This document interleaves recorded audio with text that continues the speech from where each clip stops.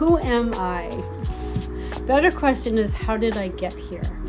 I am an author of the Nicky picture book series. I started my career back in middle school. I want to say I've always written all my life. I went to Western New England University. At the time, it was Western New England College. I graduated with an English literature degree with the goal of being an editor at a publishing company. But life, as they say, happens. And instead, I got married and I had children. But I always wanted to write, and I always wrote regardless. It was always in the background. I started my library of science degree, and I didn't finish. I went into the school system as a teacher's assistant in the special education classrooms and in regular classrooms, helping children who needed help. Once I had my own children, my writing took a different turn. I was writing for me, but I was also writing for them. There was something about the stories that I was writing that I wanted them to understand. I wanted them to know that they were never alone. When I started my first novel, it was a young adult novel. I wrote it because I needed to remember, and I wanted my children to always remember to never give up on your dreams. I'm a lot older now that I finally have my Nicky picture book out. But I got to the point where I said, it's time. And this is what I want to do.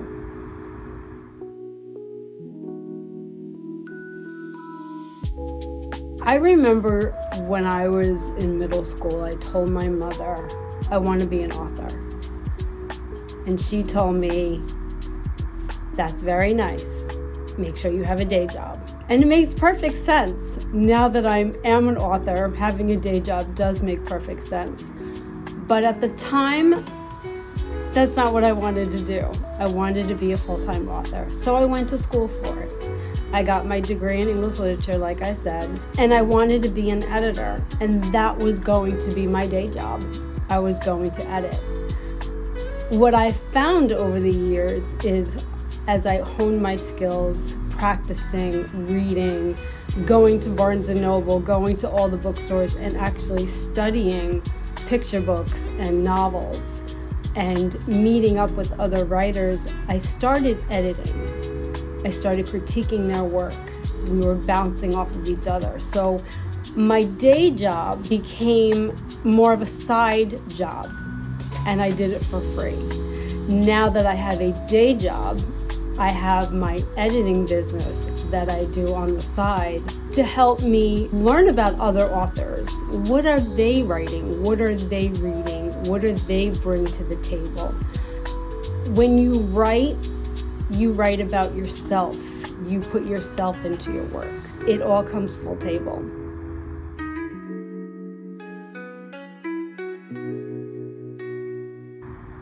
I was never planning on writing a children's book, to be perfectly honest with you. All of my writing was adult writing and young adult novels. The children's book came when I had my boys. I woke up one day after numerous days and weekends of clean your room. Okay, this isn't working. Let's try something else. Is it you're clean? It's not clean at all. Daddy's clean. The bowl is next to the sink. Or mommy's clean. Mommy has OCD. Everything needs to be put away. And that became the game. And then one day, after playing that game, I looked at my boys, I looked at their room, and I said, I'm going to go old and gray really fast, or I can embrace chaos. This is why I became a parent. And it was like an aha moment. I wanted to document it. That night, my kids took their baths, took them into bed, and I started writing. It was not a picture book. It was a poem. A very simple I Have Boys poem. And I fell in love with it. The next thing I knew, every time we would go out, I would have another poem. Now I have about 12 Nicky poems. And I said one day, I think I have more than a poem here.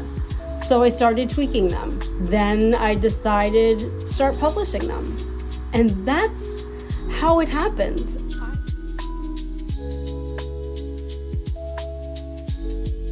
My hope is that they just smile and laugh. My goal when I wrote my first Nicky's book, Nickys Very Messy Room, was that it would just be a funny, fun, lovable book that they can enjoy reading together. When I worked with Jonathan on the illustrations, I made it very clear to him I wanted all the pictures to be the opposite of what the story was saying. And the whole ironic part of it is that it does not mesh. It's not supposed to make sense between the text and the illustrations. And that's the funny part of the book. It's supposed to be fun. It's supposed to be silly. You're supposed to smile and laugh. You're supposed to pick out the little tiny icons and illustrations in the story that are little secrets that, oh, what is that? What's in the corner? Why is there a pair of pants flying in around the room? Just enjoy life. Stop taking everything so seriously. And it's okay to ask for help.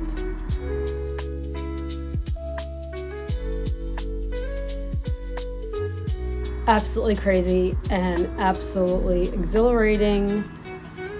It's a learning experience, really. Being a self-published author, now that the book has been out for a little bit, I've learned so much within a year. Oh God, I can't believe it's been a year, but it has. I have learned more about the publishing industry than I ever did. I learned more about creating a picture book than I thought I'd ever learn. I've learned who I am as an author, what I want as an author, where I want to go as an author, what type of business I would like to pursue on the side with being an author, doing some editing work, working on my blog with my tips, my social development milestones that I put on there. So it's really just been a learning experience. And getting out of my little comfort zone has been, wow, I'm doing this.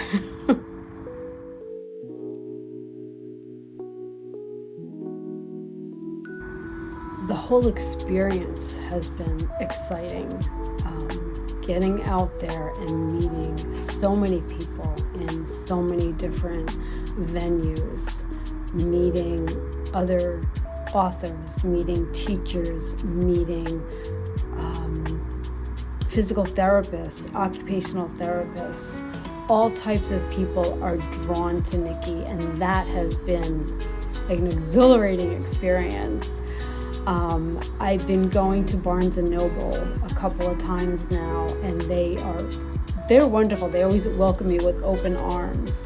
I've gone to events at the Situate Art Festival.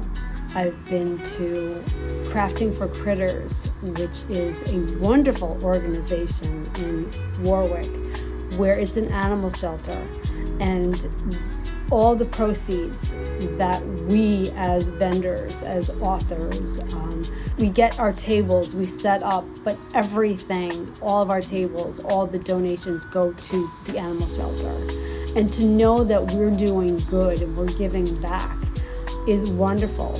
Knowing that the libraries and the teachers all want to be a part of what's going on, helping these children on so many different levels, reading, their writing, their learning.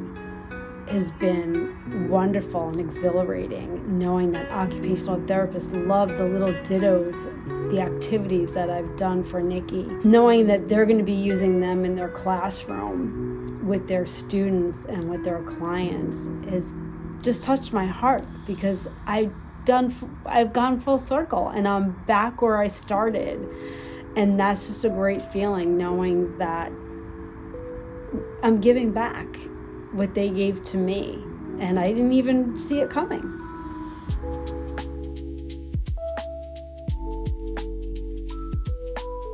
Let's see. I had a hard time finding an illustrator at first because I didn't know what I wanted. But then a friend of mine did his own picture book, and I asked him who he used. So I did a little research, and I found Jonathan to be very versatile, very interesting with his work, very dramatic, and I loved that. I loved how his pictures really spoke to me, and I felt like his characters that he was drawing were telling like a story.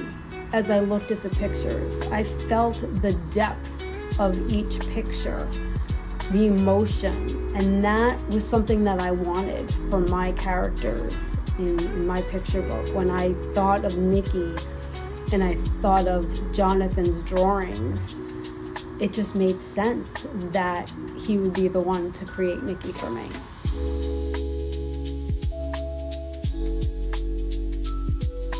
Honestly, yes. I'm an Italian.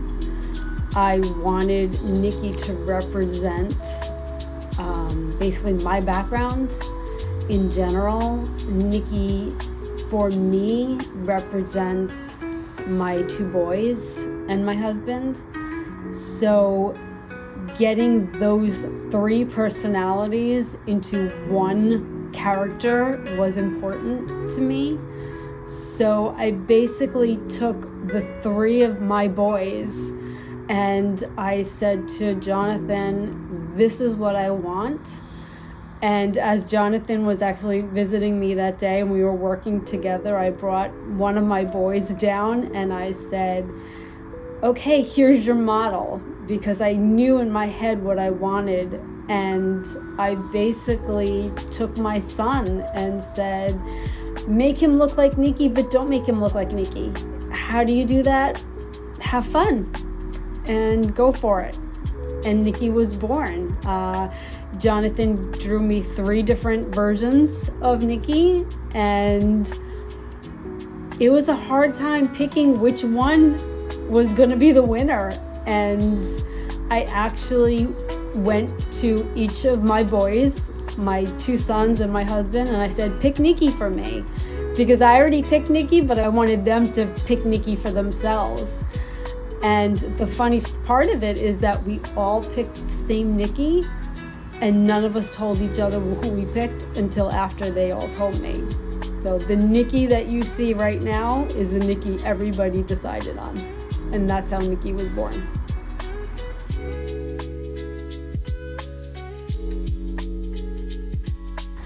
The inspiration for the entire color palette of Nicky was basically my boys. I would go into their room and everything was primary colors. The rug you see in Nickys Very Messy Room is just about the replica of the rug that was in my boys' room. The curtains are very similar. They had a very bold boy room. The walls were not green. They were a little bit of a gray color, like a washed out gray. But I wanted it to scream boy. I wanted it to scream childhood. I wanted it to be bold and obnoxious and colorful and bright, because to me that's what childhood is all about. That was my inspiration, to just take those crayons and make the entire palette explode.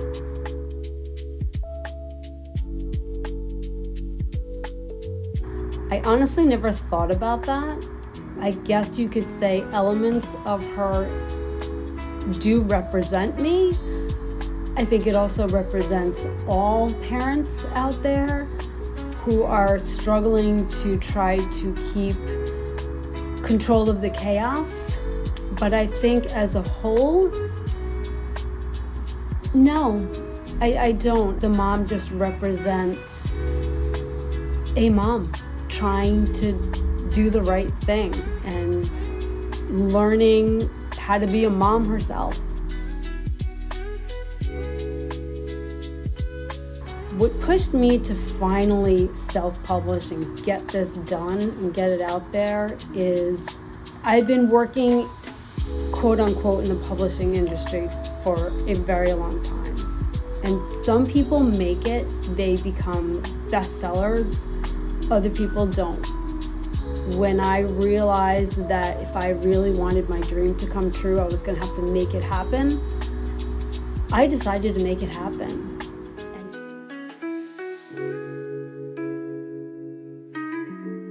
I would say my best advice, if you're going to follow your dream to be a writer or an artist in any field, is find your people, network, join an association that supports you, join groups, get a writing group, get an artist group, find people who want to raise you up and that you believe in and you could raise up yourselves. Write together, network together, learn your trade. That is the only way you can make it anywhere at all. Put butt in chair and just do it. Live your life. Enjoy every memory, every moment of it.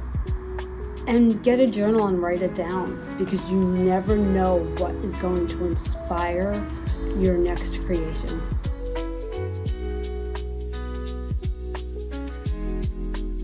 I hope you do find that you have a lot more work that you're going to be seeing of mine and Jonathan's. I decided a long time ago when I started this project with Jonathan that he was going to create my Nicky.